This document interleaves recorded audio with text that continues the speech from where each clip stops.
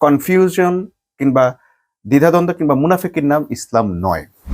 মুসলমানের তরিকা হচ্ছে কোনোভাবেই দ্বিধাদ্বন্দ্বে থাকা যাবে না, ডিটারমাইনেশন থাকতে হবে। যাই করেন ইমানের দৃঢ়তার থেকে করতে হবে।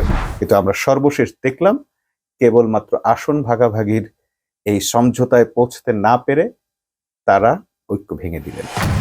আসসালামু আলাইকুম সম্মানিত দর্শক শ্রোতা, শুরুতেই মহান আল্লাহ তাআলার হাজারো শুকরিয়া আদায় করে নিচ্ছি, আলহামদুলিল্লাহ। অবশেষে আমরা জানতে পারলাম ইসলামী আন্দোলন আর 11 দলীয় জোটের সঙ্গে নেই। ভাবছেন যে ইসলামী আন্দোলন বাংলাদেশ বা চরমোনাই এই আন্দোলন থেকে বা এই জোট থেকে বেরিয়ে গেছে বলে আলহামদুলিল্লাহ বললাম কিনা, ধরে নিতে পারেন সেরকমই কিছু। মূলত অবস্থান স্পষ্ট করার জন্যই এই প্রশংসা আদায় করছি। কারণ মুসলমানের তরিকা হচ্ছে কোনোভাবেই দ্বিধাদ্বন্দ্বে থাকা যাবে না, ডিটারমাইনেশন থাকতে হবে। যাই করেন ইমানের দৃঢ়তার থেকে করতে হবে। মনে করেন যে আপনার অজু আছে কি নেই, যদি আপনি 7 বার অজু করেও মনে করেন যে আপনার অজু আছে কি নেই, এটা আপনার মধ্যে এক ধরনের দ্বিধাদ্বন্দ্বে আছেন, দেন আপনার অজু নেই, আপনাকে আবার অজু করতে হবে। অর্থাৎ আপনার ভেতর এই ডিটারমিনেশন থাকতে হবে যে হ্যাঁ আপনার অজু আছে। যদি অজু নাও থাকে, তাও যদি আপনার ডিটারমিনেশন থাকে যে আপনার অজু আছে, তাহলে আপনার অজু আছে। ইসলাম হচ্ছে সেই ডিটারমিনেশনের নাম। কনফিউশন কিংবা দ্বিধাদ্বন্দ্ব কিংবা মুনাফিকির নাম ইসলাম নয়। এক ধরনের জাতি আছে যারা সবসময় সন্দেহের মধ্যে থাকে এবং যাদের মধ্যে কোনো ধরনের ডিটারমিনেশন কাজ করে না, যারা সবসময় ডিলেমার মধ্যে থাকে। এই যে dilemma, to be or not to be, করবো কি করবো না, ঠিক হবে কি ঠিক হবে না, এই ধরনের ডিলেমার মধ্যে যারা থাকে তাদেরকে মূলত মানসিক রোগী বলা হয়। এটা একটা মানসিক রোগের অংশ। তো মুসলমান এই রোগ থেকে দূরে থাকতে হবে এবং তাদের ডিটারমিনেশন থাকতে হবে। জামাতের সাথে ইসলামী আন্দোলন আছে কি নেই, আজ অনেকগুলো দিন, আপনারা হয়তো খেয়াল করছেন যে 1 সপ্তাহ বা 1 মাস, নো, আর বহু আগে থেকে। আমি আমার একটা পুরনো পোস্ট আজকে খুঁজে পেয়েছি, 24 সেপ্টেম্বর 2024, 17 সেপ্টেম্বর 2024-এর। সেই পোস্টেই আমি বলেছিলাম যে যাক, অবশেষে ইসলামী আন্দোলন জামাত জোট থেকে বেরিয়ে গেল, ঐক্য আর হচ্ছে না। অর্থাৎ তখন আমি শুকরিয়া আদায় করেছিলাম যে একটা পরিস্থিতি যেটাই হোক, নিশ্চিত একটা পরিস্থিতি দাঁড়ালো। কিন্তু আমরা দেখলাম এরপরে আবারও ইসলামী দলগুলো নিজেদের মধ্যে একটা ঐক্য প্রক্রিয়া চলমান রেখেছেন। সর্বশেষ নির্বাচনের পূর্ব মুহূর্তে তাদের ঐক্যটা ভেঙে গেল। আজকের এই পরিস্থিতি যে হবে সেটি আমরা আরো 1.5 বছর আগে থেকে জানতাম। তারপরও আমরা যেহেতু ভবিষ্যৎ বক্তা না বা ভবিষ্যৎ আমরা দেখতে পাই না, আমরা জাস্ট অনুমানের ভিত্তিতেই বলেছিলাম। কিন্তু এই দলগুলোর মধ্যে কিংবা ইসলামী আন্দোলন বাংলাদেশ বা চরমোনাইয়ের আগের ঐতিহাসিক যে প্রেক্ষাপটগুলো আমরা দেখেছি, ঐক্য ভেঙে যাওয়ার ক্ষেত্রে তাদের যে অবদান দেখেছি, ভূমিকা দেখেছি, কারণ দেখেছি, বা মানুষের কাছ থেকে আমরা যে তথ্যগুলো পেয়েছি, তা থেকে আমাদের স্পষ্ট ধারণা ছিল যে এই ঐক্য শেষ পর্যন্ত টিকবে না। আমরা এগুলো বারবার বলে আসছিলাম, কিন্তু এরপরও জামাত আমির এবং জামাতের নেতৃবৃন্দ ব্যাপক ছাড় দিয়ে এবং তাদের আচার আচরণ, ভালোবাসা, আন্তরিকতা, সফর, যাই কিছু বলি না কেন, অর্থাৎ একটা ঐক্যের জন্য যে ধরনের আন্তরিকতা দেখাতে হয় তার অনেক কিছুই আমরা দেখেছি। আমরা দেখেছি যে জামাত আমির চরমনের পীরের কাছে গেছেন, বরিশাল সফর করেছেন। অর্থাৎ আমরা প্রত্যেকটা ঘটনায় প্রমাণ পেয়েছি যে এই ঐক্যের জন্য জামাতের প্রচেষ্টাটা অগ্রগামী ছিল। অপরদিকে না বললে এটা আসলে জুলুম হবে, এই চরমনের ভিতর থেকেও কেউ কেউ ঐক্যের জন্য অনেক বেশি প্রচেষ্টা চালিয়েছেন। চরমনের ভেতর থেকে যেমন একটা গ্রুপ ঐক্যের জন্য মরিয়া হয়ে প্রচেষ্টা চালিয়েছেন, তেমনি জামাতের পক্ষ থেকে খোদ জামাতের আমির ঐক্যের জন্য ব্যাপক প্রচেষ্টা চালিয়েছেন।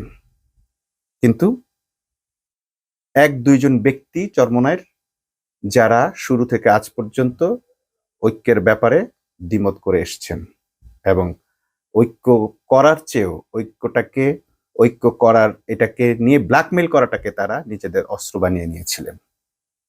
আজ তাদের অবস্থান স্পষ্ট হলো, সেজন্য আমরা মহান আল্লাহর প্রশংসা আদায় করছি। যেন আমরা যারা জনগণ ইসলামের পক্ষে ভোট দেওয়ার জন্য এবার নিয়ত করেছি, তারা যেন নির্দ্বিধায়, নিঃসংকোচে, নিঃসন্দেহ হয়ে ভোট দিতে পারি এবং আমাদের সেই ডিটারমাইন্ড প্রস্তুতিটা তৈরি হয়। এখন আমি যে বিষয়টি কথা বলতে চাই সেটি হচ্ছে যে ইসলামী আন্দোলন বাংলাদেশের এই ঐক্যটি ভেঙে গেল কেন? এটার আর কোনো কারণ নেই, একমাত্র কারণ এটি তাদের মেটিকুলাস ডিজাইনের অংশ। এই মেটিকুলাস ডিজাইনেরই আরেকটি অংশ অর্থনৈতিক কারণ। এর আগেও আমরা দেখেছি হাত পাখা ৩০০ আসনে নির্বাচন করার জন্য আওয়ামী লীগের সঙ্গে একসঙ্গে নির্বাচন করেছে, আওয়ামী লীগের অবৈধ নির্বাচনকে বৈধতা দিয়েছে। যখন আর সকল দল আওয়ামী লীগকে প্রত্যাখ্যান করেছে, বিশেষ করে জামাত বিএনপি প্রত্যাখ্যান করেছে, বাংলাদেশের সর্ববৃহৎ দলগুলো প্রত্যাখ্যান করেছে, জনগণ প্রত্যাখ্যান করেছে, কুত্তামারা নির্বাচন কিংবা ভোটারবিহীন নির্বাচন বলা হয়, যেগুলোকে রাতের ভোট, ডামি ভোট বলা হয়, সেগুলোকেও বৈধতা দিয়েছিল এই চরমোনাই তথা ইসলামী আন্দোলন বাংলাদেশ। কিন্তু পরবর্তীতে তাদের কিছু নাটকীয় পরিবর্তন জনগণের মধ্যে আস্থা জাগিয়ে তুলেছিল, জামাতের মধ্যে আস্থা জাগিয়ে তুলেছিল, এবং যারা মিশনারি অর্থাৎ ইসলামের দাওয়াত মানুষের কাছে পৌঁছে দেওয়ার জন্য কাজ করেন, তারা মনে করেন যে আবু সুফিয়ানের মতো লোকেরা, ইসলামের শত্রুরাও একদিন না একদিন ইসলামের পক্ষে যেহেতু চলে আসতে পারে, তাহলে এরাও একদিন ভুল বুঝে হয়তো ইসলামের ঐক্যের জন্য ত্যাগ ও কোরবানি করার জন্য প্রস্তুত হবেন। কিন্তু আমরা সর্বশেষ দেখলাম কেবলমাত্র আসন ভাগাভাগির এই সমঝোতায় পৌঁছতে না পেরে তারা ঐক্য ভেঙে দিলেন। যদি বলা হয় যে আসন ভাগাভাগিতে জামাতও তো ছাড় দিতে পারত, এখানে একটি বিষয় বলে রাখা ভালো, আসন ভাগাভাগি অনেকেই মনে করছেন জামাত করেছে, এই ভাগাভাগিটি আসলে জামাত করেনি। এই আসন ভাগাভাগির জন্য বিভিন্ন ধরনের ইন্টারনাল জরিপ হয়েছে এবং এই জরিপগুলো সর্বদলীয় জরিপ হয়েছে, অর্থাৎ জামাতের লোক, ইসলামী আন্দোলন বাংলাদেশের লোক এবং কমিটিগুলো প্রত্যেকের অন্যান্য দল থেকে 11 দল থেকে লোক দিয়ে এই ধরনের অ্যানালিসিস গুলো করা হয়েছে, জরিপগুলো করা হয়েছে। তো জরিপে দেখা গেছে যে যেখানে যার অবস্থান শক্ত, তো সেখানে তাকে প্রার্থী দেওয়ার ক্ষেত্রে তারা সম্মিলিতভাবে একটি সিদ্ধান্ত নিয়েছিল। অবশেষে সেই সিদ্ধান্ত ভায়োলেশন করলো। যারা সিদ্ধান্ত নিয়েছিলেন যে হ্যাঁ আমরা জরিপের মাধ্যমে যে রেজাল্ট আসবে তার ভিত্তিতে আসন বন্টন হবে, কিন্তু সর্বশেষ আমরা দেখলাম সেই আসন বন্টন তারা মেনে নিতে পারলেন না। একটি গ্রুপ অর্থাৎ ইসলামী আন্দোলন বাংলাদেশ সেই জরিপের ফলাফলের ভিত্তিতে আসন বন্টনকে মেনে নিতে পারলেন না। ইসলামী আন্দোলন যারা করেন তারা নিঃসন্দেহে জানেন যে একটি সিদ্ধান্ত প্রক্রিয়া যদি হয় এরকম যে সর্বসম্মতি ক্রমে নিতে হয় বা সবাই মিলে একটি সিদ্ধান্ত নিতে হয়, সেই সিদ্ধান্ত যদি খারাপও হয় তারপরও সেই সিদ্ধান্তে ইস্তেকামাত থাকতে হয়, কারণ খারাপ ভালো এটি আল্লাহর সিদ্ধান্ত, কি হবে ভবিষ্যতে এটা কেউ জানে না। যেমন আমরা উহুদ যুদ্ধের একটি গল্প জানি যে এরকম যে সেখানে মক্কার বাইরে গিয়ে যুদ্ধ করা, মদিনার বাইরে গিয়ে যুদ্ধ করাটাকে অনেকেই অপছন্দ করেছিলেন, বিশেষ করে আব্দুল্লাহ ইবনে উবাই অপছন্দ করেছিলেন এবং বলেছিলেন যে সেখানে আমাদের একটা ব্লান্ডার হতে পারে, বিপর্যয় আসতে পারে, এই কারণে বিপর্যয় আসার সম্ভাবনা আছে। তিনি বিচক্ষণ ব্যক্তি, তিনি সে মতামত দিয়েছিলেন। কিন্তু অধিকাংশ সাহাবী বা যুদ্ধে যারা যেতে চান, যাদের সঙ্গে রাসূল সাল্লাল্লাহু আলাইহি সাল্লাম পরামর্শ করেছিলেন, তারা যেহেতু তাদের মধ্যে অনেকেরই বদরের যুদ্ধের অভিজ্ঞতা ছিল এবং বাকিদেরও বদরের যুদ্ধে জয়ী হওয়ার জন্য বিশেষ এক উত্তেজনা বিরাজ করছিল মনের ভিতর, তাই তারা চেয়েছেন যে ঠিক আছে এই যুদ্ধেও আমরা জিতবো এবং আমরা মদিনার বাইরে গিয়েই যুদ্ধটা করতে পারি। তো অধিকাংশের মতামতের ভিত্তিতেই এই সিদ্ধান্তটা নেওয়া হয়েছিল। সেখানে উহুদের যুদ্ধে ফলাফলটা এসেছিল ইসলামের পক্ষে নয়, বিপক্ষে চলে এসেছিল। আমরা জানি যে সেখানে একটা বড় ধরনের বিপর্যয় ঘটেছিল, কিন্তু তারপর আল্লাহ তাদেরকে রক্ষা করেছেন, কারণ তারা যাদের পরামর্শ নেওয়ার কথা ছিল মাশওয়ারা করে, অর্থাৎ পরামর্শের ভিত্তিতে সিদ্ধান্ত নিয়েছিলেন এবং অধিকাংশের পরামর্শকে মেনে নিয়ে সবাই তার প্রতি আনুগত্য প্রদর্শন করেছিলেন, অ্যাকসেপ্ট আব্দুল্লাহ ইবনে উবাই এবং তার দলবল। তার একটা বেশ সংখ্যক দলবল সেই প্রায় আজকে যারা ইসলামী আন্দোলন বাংলাদেশ নাম দিয়ে জোট থেকে বেরিয়ে গেছেন, প্রায় সমসংখ্যক লোক সেদিন ওদের প্রান্তর থেকে ফিরে এসেছিল, শুধুমাত্র তাদের সিদ্ধান্ত মানা হয়নি বলে। আমরা দেখেছি এনসিপির তাসনিম যারা, তার সিদ্ধান্ত, তাদের 30 জনের মতামত ছিল একরকম আর 170 জনের মতামত ছিল অন্যরকম। তারা এই 30 জন চেয়েছেন 170 জনের মতামতকে অবজ্ঞা করে তাদের মতামত গ্রহণ করা হোক, এবং তাদের মতামত না নেওয়ায় তাসনিম যারা সহ আরো বেশ কয়েকজন পদত্যাগ করেছেন। এর মধ্যে আবার যাদের অনেকেই আছেন যারা পদত্যাগ করেননি, অথচ তাদেরও মতামত গ্রহণ করা হয়নি। যাদের মতামত গ্রহণ করা হয়নি বলেও তারপরেও তারা দলে থেকেছেন, তারাই হচ্ছে নৈতিকভাবে জিতে গেছেন। আর যারা তাদের মতামত রক্ষিত হয়নি বলে পদত্যাগ করেছেন, তারা মূলত এই মতামত গ্রহণের প্রক্রিয়াকে, গণতান্ত্রিক প্রক্রিয়াকেই বৃদ্ধাঙ্গুলি দেখিয়েছেন। ঠিক আমরা দেখলাম যে জরিপের ভিত্তিতে আসন বন্টনের সমঝোতা হয়েছে, সেই সিদ্ধান্তকে বেরিয়ে গিয়ে একটি দল এখন 268টি আসনে নিজেরা এককভাবে নির্বাচন করবে। আমরা তাদেরকে সাধুবাদ জানাই, মোবারকবাদ জানাই এবং মানুষকে বলবো, আপনারা যদি তাদেরকে যোগ্য মনে করেন অবশ্যই ভোট দিবেন। কিন্তু যদি তাদের সঙ্গে কোনো মেটিকুলাস ডিজাইনের হাত থাকে, বা তারা যদি কোনো মেটিকুলাস ডিজাইনের অংশ হয়ে থাকেন, যেমন যদি এই পরিকল্পনাটা তাদের আগের থেকেই থেকে থাকে যে তারা জামাত ইসলামীকে বা এই জামাত ইসলামী জোটকে বা এই সমঝোতা নির্বাচন যারা করছে একসঙ্গে 11 দলীয় জোটকে বিপর্যয়ের মুখে ফেলবেন বা বিতর্কের মুখে ফেলবেন, এবং নির্বাচনের আগ মুহূর্তে তারা ঠিক আব্দুল্লাহ ইবনে উবাই যেমন তার বাহিনীকে ওহুদের প্রান্তর থেকে নিয়ে ফিরে এসেছেন, ঠিক এইভাবে ফিরে আসবেন। তো সেরকম নিয়ত যদি তার আগে থেকে করে থাকেন, যদি আপনারা মনে করেন যে এরকম কোনো নিয়ত তাদের আগে থেকেই ছিল, পরিকল্পনা আগে থেকেই ছিল, তাহলে আপনারা তাদের ব্যাপারে নতুনভাবে ভাবতে পারেন। অথবা এর আগেও আমরা যে গুঞ্জন শুনেছিলাম যে আওয়ামী লীগের কাছ থেকে 300 কোটি টাকা নিয়ে নির্বাচন করছে হাত পাখা, এগুলো সবই গুঞ্জন। আমি আবারও বলছি, আগেও বলেছি, এখনো বলছি, এগুলো গুঞ্জন, আমাদের কাছে কোনো তথ্য প্রমাণ নেই। কিন্তু গুঞ্জন কখনো কখনো সত্যের চেয়েও বেশি গুরুত্বপূর্ণ হয়ে ওঠে যখন কার্যকারণের সঙ্গে মিলে যায়। তো যদি এবারও অনেকে বলা বলি করছে যে এস আলমের টাকার বিনিময়ে চরমোনাইকে এই ফাঁদে ফেলা হয়েছে, কেউ কেউ বলছেন রয়ের ফাঁদে পড়েছে চরমোনাই। এবং আমরা দেখেছি অতীতের রাজনীতিতে চরমোনাই আওয়ামী লীগের সঙ্গে ওতপ্রোতভাবেই জড়িত ছিল। মাঠে ময়দানে প্রচুর গরম গরম বক্তব্য দিত। নয়াপল্টনের বিভিন্ন জায়গায় হাজার হাজার শত শত মাইক লাগিয়ে হাজার হাজার মানুষ নিয়ে চরমোনাই সম্মেলন করেছে। একজন ব্যক্তিকেও গ্রেপ্তার করেনি সরকার, অথচ সরকারকে সবচেয়ে বেশি গালাগাল করতে চরমোনাই। আমাদের কাছে খুবই রহস্যময় লাগতো, যেখানে জামাত নেতারা অনেক সহনশীল বক্তব্য দেওয়ার পরও শুধু মিছিল করার কারণে, এমনকি ঝটিকা মিছিল করতো, মানে কয়েক সেকেন্ডের মিছিল করতো, এটাকে নিয়ে অনেকে ট্রল করতো, ফজরের সময় মিছিল করতো, সেখান থেকেও 8-10 জনকে গ্রেপ্তার করতো।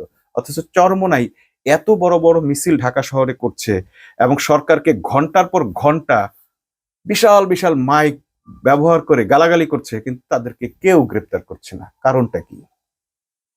তাদেরকে কেউ নাড়ছে না, কারণটা কি? তাদের কেউ সাফার করছে না, কারণটা কি? তাদের ভেতরে তলে তলে অন্য কোনো শেয়ার থাকতো, এবং সেই শেয়ারের ফলে তারা দেখতাম আওয়ামী লীগকে সিটি কর্পোরেশন নির্বাচনে, জাতীয় নির্বাচনে বৈধতা দিয়েছে। একসঙ্গে অংশগ্রহণ করে পুরো জাতির সঙ্গে বেইমানি করে তারা এর আগে আওয়ামী লীগের সঙ্গে নির্বাচনে অংশ নিয়েছিল। এই যে বারবার বেইমানি করার পরও তাদেরকে বিশ্বাস করেছিল, আমরা জামাত নেতাদেরকে বারবার অনুরোধ করেছিলাম যে এই ফাঁদে পা দেবেন না, এদের কাছ থেকে দূরে থাকুন।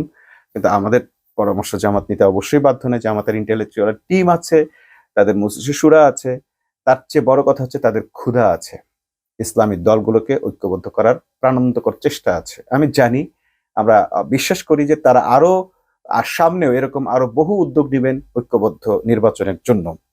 এমনকি যদি চরমোনাই এরপরও ফিরে আসে, তারা হয়তো বলতে খারাপ লাগবে বা নির্লজ্জের মতো হবে, কিন্তু মানে তারপরও তারা হয়তো আবার আগ্রহী হবেন, কারণ তারা মনে করেন যে ইসলাম ঐক্যবদ্ধ হলে শক্তিশালী হবে। তাই হয়তো তারা আবারও সে ঐক্যের দিকে কেউ আহ্বান করলে তারা এগিয়ে যাবেন। কারণ আমরা এর আগে দেখেছি বহুবার গোলাম আজম থেকে শুরু করে আব্বাস আলী খান, গোলাম আজম, মতিউর রহমান নিজামী, 4 দলীয় জোটের যে যারা ছিলেন, মুফতি আমিনী, আর অনেকেই এই ধরনের ঐক্য প্রক্রিয়া, ওবায়দুল হক, আর অনেকের মাধ্যমে এই ধরনের ঐক্য প্রক্রিয়ার চেষ্টা হয়েছে, এবং সেগুলোতে জামাত সবচেয়ে বেশি ছাড়, সবচেয়ে বেশি অগ্রগামীও হয়েছিল, কিন্তু শেষ পর্যন্ত সে ঐক্যগুলো হয়নি।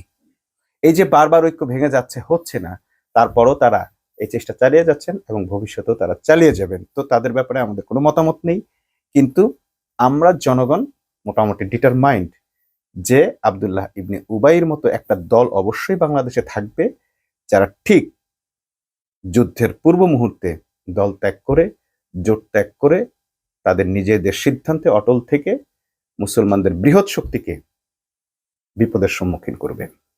তো যারা এই 11 দলীয় জোটকে, মুসলমানদের বৃহত্তর জোটকে বিপদের মুখে ফেলার জন্য এই কৌশলটি করেছেন কিংবা কোনো স্বার্থের জন্য এই ধরনের একটি ইসলামী ঐক্যের প্রক্রিয়াকে বৃদ্ধাঙ্গুলি দেখিয়েছেন, তারা সে রেজাল্ট অবশ্যই জনগণের কাছ থেকে ভোটের ময়দানে পাবেন এবং আল্লাহর কাছ থেকেও পাবেন। এটা আমরা অতীতের রাজনীতি থেকে, অতীতের ইসলামী আন্দোলন থেকে, ইসলামের ইতিহাস থেকে দেখতে পেয়েছি। সর্বশেষ যে কথাটি বলতে চাই, এত কিছুর পরেও আমরা কেন ঐক্যের পক্ষে ছিলাম? এই কারণে ছিলাম কারণ রাস্তাঘাটে নামলে আমরা দেখেছি আগে যেভাবে চরমোনাই এবং জামাতের লোকদের মধ্যে এক ধরনের মতবিরোধ ছিল, সম্পর্কের অবনতি ছিল, এই 1.5 বছর একটা অত্যন্ত সুন্দর সম্পর্ক বিরাজ করছিল। রাস্তাঘাটে মানুষ বলছিল যদি ইসলামী দলগুলো ঐক্যবদ্ধ হয় তারা জিতবেই। আমি বহু রিকশায়, বহু অটোতে, চলার পথে, গাড়িতে, এখানে সেখানে বহু মানুষের কাছে এই ধরনের একটি অ্যাজাম্পশন, তাদের এরকম একটি প্রত্যাশা শুনেছি যে যদি জামাত এবং ইসলামী দলগুলো এক হয় তাহলে তাদেরকে কেউ ঠেকাতে পারবে না। তো মানুষের এই যে পারসেপশন, এই পারসেপশনটা গুরুত্বপূর্ণ এবং মানুষের পারসেপশনকে গুরুত্ব দিয়েই আমরা এতদিন চেয়েছি যে সুতরাং এই ব্যাপারে আমাদের বক্তব্যটা খুবই স্পষ্ট এবং দ্ব্যর্থহীন ভাষায় আমরা বিষয়টাকে খোলাসা করেই বলেছি। এটা নিয়ে বিভ্রান্তিকর কিছু করার আমার মনে হয় কোনো সুযোগ নেই। তো আমরা সব সময় চেষ্টা করছি যে আমাদের অবস্থান থেকে ইসলামী দল যারা আছেন বা আমাদের সাথে রাজনৈতিক কর্মসূচিতে যারা আছেন, আমরা পরস্পরের প্রতি সম্মান মর্যাদা রেখেই চলবো, যেহেতু আমাদের টার্গেট হচ্ছে একটা সুন্দর নতুন বাংলাদেশ গড়া। ফ্যাসিবাদ বিরোধী আন্দোলনে আমরা যারা ছিলাম আমরা সবাই ঐক্যবদ্ধ থাকি এবং আগামী নির্বাচন এবং বিশেষ করে এর সাথে গণভোট যেটা আসছে সেটা যাতে আমাদের সবার দায়িত্বশীল ভূমিকা আমাদের থাকে। কারণ বাংলাদেশের যে ক্ষতিটা হয়েছে বিগত 16 বছরে, আগামীর বাংলাদেশ গড়ার জন্য যে চ্যালেঞ্জগুলো আছে আমাদের সামনে, সেই চ্যালেঞ্জগুলো আমাদের সবাইকে সম্মিলিতভাবেই গ্রহণ করতে হবে। পরিস্থিতিকে ইসলামের শত্রুদের জন্য আরো বেশি সহজ করে দিবেন না। আর যদি করতে চান তাও করতে পারেন, সেটা আপনার ইজ আপ টু ইউ, আপনারা যা খুশি করতে পারেন। কিন্তু আমরা যারা এই ইসলামী দলগুলোকে ঐক্যবদ্ধ চেয়েছিলাম এবং আমরা যারা বেইমানি করতে পারে এমন দলগুলোকে এই জোট থেকে বেরিয়ে যাক মনে মনে চেয়েছিলাম, আজকে তাদের মনের আকাঙ্ক্ষা পূরণ হয়েছে। আল্লাহর কাছে শুকরিয়া আদায় করছি এবং আমরা আশা করছি এই ঘটনা অবশ্যই ইসলামের জন্য, মানুষের জন্য, বাংলাদেশের জন্য কল্যাণকর হবে এবং অবশ্যই আল্লাহ বেঈমানদের হাত থেকে বাংলাদেশকে রক্ষা করবেন, এটা আমাদের দৃঢ় বিশ্বাস। কারণ কখনোই ইসলামের শত্রুরা ফু দিয়ে ইসলামের আলো নিভিয়ে দিতে পারেনি এবং পারবেও না। ইসলামের শত্রুরা ইসলামের ছদ্মবেশেই সবচেয়ে বেশি ইসলামের ক্ষতি করেছে, যেটি আমরা দেখেছি পাকিস্তানে যখনই ইসলামের পক্ষের কোনো শক্তি ক্ষমতায় এসেছে বা আসার কাছাকাছি এসেছে, তখনই ইসলামী অপর শক্তিগুলো সেই ইসলামী শক্তিগুলোকে দমিয়ে দিয়েছে। শেষ মুহূর্তে আমরা দেখলাম যে ইমরান খানকেও পরাজিত করেছে যে দলটি বা যে দলটির বেইমানি, সেটিও একটি ইসলামী দল। অথচ ইমরান খান ছিলেন ইনসাফের পক্ষের একজন শাসক, তার সরকার দুর্নীতি বিরোধী এবং ইনসাফের পক্ষের একজন শাসক ছিলেন। তাকেও যারা পরাজিত করেছে, সেই পরাজিত দলে যারা ছিল, পরাজিত যারা করেছেন সেই ষড়যন্ত্রকারীদের মধ্যে এই ধরনের ইসলামী দলও ছিল, ডিজেল হুজুরের দল ছিল, যারা একটি মন্ত্রণালয়, একটি মন্ত্রিত্ব নেওয়ার জন্য কাশ্মীরের মতো একটি ইসলামিক ভূখণ্ডের সঙ্গে বেইমানি করেছেন, কাশ্মীরের জনগণের সঙ্গে বেইমানি করেছেন বলে অনেক তথ্য প্রমাণ আন্তর্জাতিক মিডিয়াতে আছে। তো এই ডিজেল মার্কা হুজুরদের জন্য ইসলামের ক্ষতি হবে, ইনসাফের ক্ষতি হবে, কিন্তু এটা খুব বেশি দিন জনগণ মেনে নেবে না। বাংলাদেশের জনগণ অনেক কিছুতেই আজকে মুসলিম বিশ্বের জন্য রোল মডেল, বিশেষ করে 24-এর গণ অভ্যুত্থান মডেল, আবু সাইদের বুকের তাজা রক্ত বিলিয়ে দেওয়াটা মডেল, হাদির জেনে শুনে তার মৃত্যু সুনিশ্চিত জেনেও সত্যের জন্য, ইনসাফের জন্য জীবন দেওয়াটা মডেল। বাংলাদেশের ইসলামী আন্দোলন, বাংলাদেশের মানুষের ইনসাফের জন্য আন্দোলন, সারা বিশ্বের জন্য, বিশেষ করে মুসলিম বিশ্বের জন্য রোল মডেল। আমরা আশা করছি আগামী নির্বাচন বাংলাদেশের মানুষের জন্য এবং বিশ্বের মুসলিম জনগোষ্ঠীর জন্য, রাজনৈতিক বিভিন্ন দলের জন্য রোল মডেল হবে ইনশাআল্লাহ। সকল রাজনৈতিক দল তাদের শিষ্টাচারকে মনে রেখে নিজেদের মতো রাজনীতি করুন, নিজেদের মধ্যে কাদা ছোড়াছুড়ি বন্ধ করে যে যেভাবে পারেন জেতার চেষ্টা করেন। সবার জন্য শুভকামনা রইল। আল্লাহ হাফেজ।